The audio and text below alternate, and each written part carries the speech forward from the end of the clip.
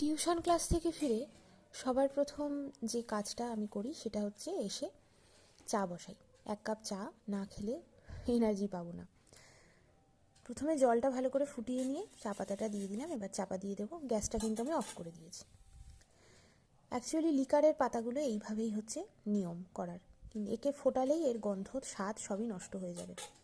আর ওই পাশের সসপ্যানটায় বসিয়ে দিয়েছি বাবার জন্য চা। বাবা আবার এই লিকারটা পছন্দ করে না, বাবা একটু চিনি দিয়ে যে টাটা টি গোল্ডটা হয় ওইটা খায়।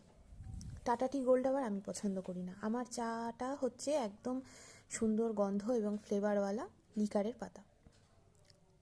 আর সাথে নিয়েছিলাম একটু চিড়ে ভাজা।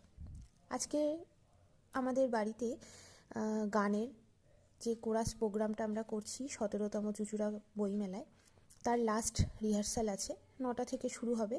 তাই আগে থেকেই মাদুর চেয়ার সব পেতে রেডি করে রেখেছি। তাহলে চলো আজকের ব্লগটা এখানে শেষ করছি। ভালো থেকো সবাই।